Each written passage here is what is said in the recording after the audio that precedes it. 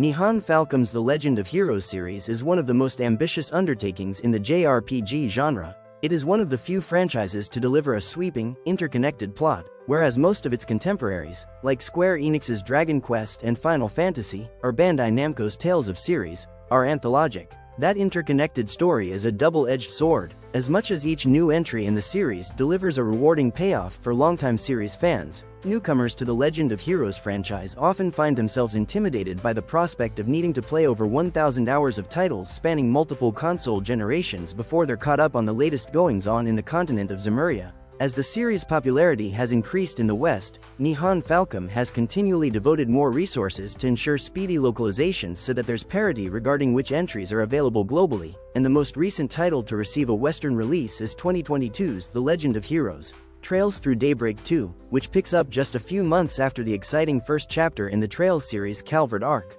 Just like the Legend of Heroes series' interconnected narrative, Trails Through Daybreak 2 presents players with a bit of a catch-22 proposition. While Trails Through Daybreak 2's gameplay offers up further refinements to its predecessor's innovations and is one of the series' best playing games yet, its reliance on established story beats and connections to the events of the first Trails Through Daybreak make it a hard sell to newcomers. On the other hand, Trails Through Daybreak 2's narrative leans heavily into smaller, more character-driven moments at the expense of moving the needle forward toward the Trails series' upcoming climactic conclusion. Players who are largely unaware of the grander plot and world-building can still find plenty to enjoy from its surprisingly dark and complex narrative built around a good old-fashioned detective mystery, though. Ultimately, Trails Through Daybreak 2 ends up being a bit polarizing in terms of its place in the series and as a middle chapter in the ongoing Calvert arc, but its gameplay is so satisfying, including one of the best combat systems in the genre, that it's not a stretch to say that JRPG fans can't afford to miss out on what the game offers, regardless of their familiarity with the Legend of Heroes series and the broader Trails game timeline.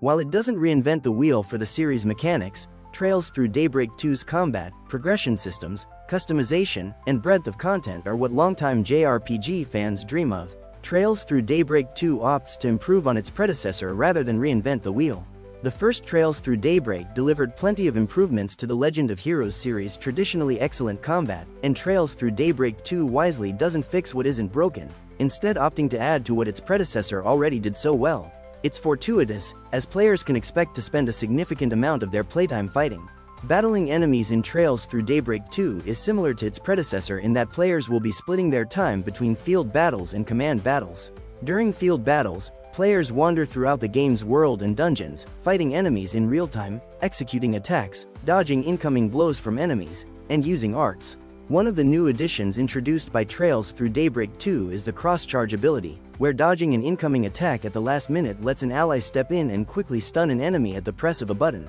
making field battles an even more exciting proposition. Once one or more enemies are stunned, players can initiate a command battle at the press of a button, which switches combat from the real-time modality used in field battles to the more traditional turn-based, and slightly tactical, combat that the Trails games are known for. During these command battles, players have regular attacks, arts determined by their Ormond's hollow core and arts drivers dependent on a pool of energy points EP, and crafts, character-specific abilities that rely on craft points, or CP. While it's possible at first to progress by relying on spamming each character's most powerful attacks, gaining an understanding of the interplay between characters' abilities and learning how to debuff enemies becomes crucial later in the game. In general, the cannon fodder enemies are easily dealt with, but there are some truly challenging boss fights in Trails Through Daybreak 2 that push players' understanding of the combat to its limits, even on normal difficulty. It's a truly rewarding feeling to overcome a challenging foe by knowing that you put all your skills to use effectively. That being said, players' enjoyment of the combat system will rely on their understanding of Trails Through Daybreak 2's changes to ornaments, which are essentially a carryover from the first Trails Through Daybreak.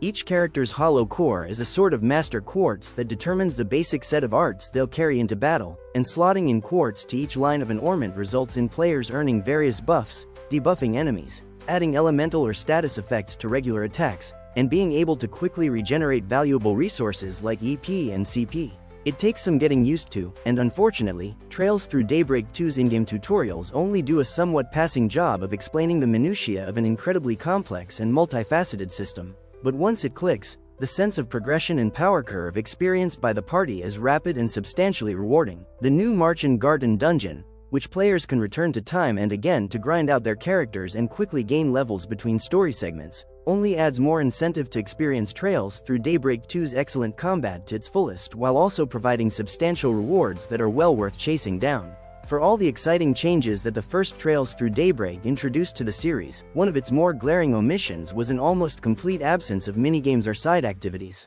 Trails Through Daybreak 2 pivots sharply from this to include a whole slew of minigames, all of which are completely optional to engage with. Some of the minigames are connected to the story, such as a new hacking minigame required to open certain locked chests or the stealth minigame that pops up during main and side quests, but others are there just for players to have fun. One of the more surprising and welcome inclusions is the return of a fishing minigame, which I'm not ashamed to admit I spent way too much time on. As a bonus, the fishing minigame represents a metagame where players can upgrade their fishing equipment and bait to catch bigger and rarer fish, potentially netting rare quartz that can go a long way toward aiding their party in battle. All of Trails Through Daybreak 2's improvements over its predecessor, both substantial and subtle, are brought together by the game's impressive presentation, visuals, and soundtrack. The first Trails Through Daybreak represented a major turning point for the Legend of Heroes series, as Nihon Falcom moved away from using the Fire engine from prior 3D Trails games to its own new, proprietary game engine. Trails Through Daybreak 2's visuals, cutscene direction,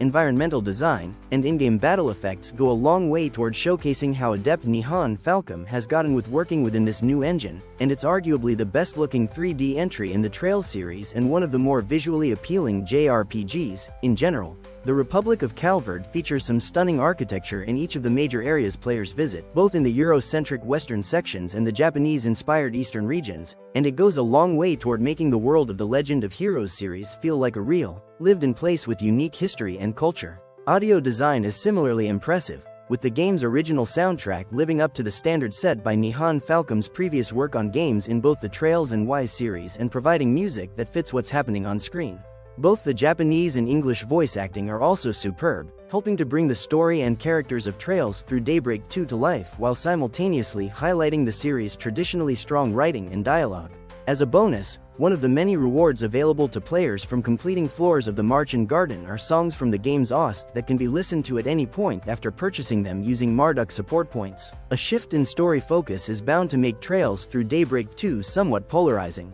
In terms of its gameplay, Trails Through Daybreak 2 delivers more of what players experienced in its predecessor, albeit in a slightly improved and expanded form. The many changes that the first Trails Through Daybreak brought to the series certainly had their detractors, but the months following its release saw many longtime fans come around to the new gameplay innovations and settle into the prospect of the next major arc in the Trails series, setting up Trails Through Daybreak 2 to predictably follow in its stead. But while its gameplay might be less polarizing this time around, Trails Through Daybreak 2 is likely to ruffle some feathers when it comes to both its place as the middle chapter in the Calvard arc and how it mostly strays away from the larger plot of the Legend of Heroes timeline. Trails Through Daybreak 2 picks up just 3 months after the events of the first game, with Van Arkride and his assistant Agnes getting back to their daily work as Spriggans, the Trails game's equivalent of a private detective or fixer, running Arkride solutions. When a mysterious rash of serial killings leaves Van as the primary suspect, an old ally from the Bracer Guild steps in to help him clear his name, all while Van and his allies chase down the troubling leads pointing to something known only as Olmata's legacy.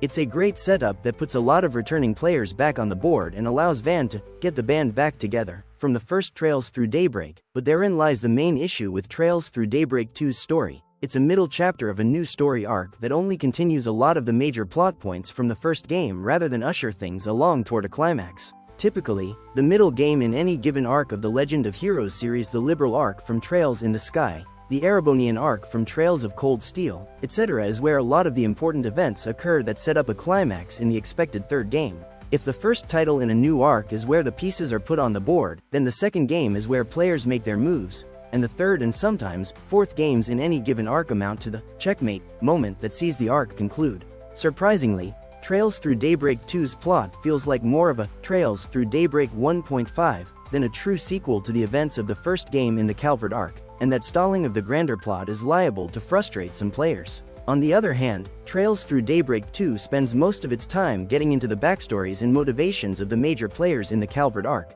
doing a lot of heavy lifting toward character development and establishing some compelling reasons for Van to ally with or stand against certain individuals. That smaller, more character-driven focus of the story accomplishes two things. 1. Players come to know Van and his allies intimately, including how their past traumas shaped them and continue to motivate them toward fighting against the many nefarious forces at play in Calvard and throughout Zemuria. 2. The fact that Trails Through Daybreak 2's story is largely disconnected from the rest of the Legend of Heroes series presents a compelling case for it being a good starting point for the franchise before going back and playing other entries. Note, Trails Through Daybreak 2 does include an incredibly helpful archive feature in the main menu that compiles a glossary of important terms, dossiers on important characters, and an overview of the Legend of Heroes timeline. Trails Through Daybreak 2 presents an interesting proposition for players. Nihon Falcom has delivered an excellent follow-up to the first Trails Through Daybreak, and even though it might not move the needle toward the Calvard arc's climax as much as longtime fans might have wanted,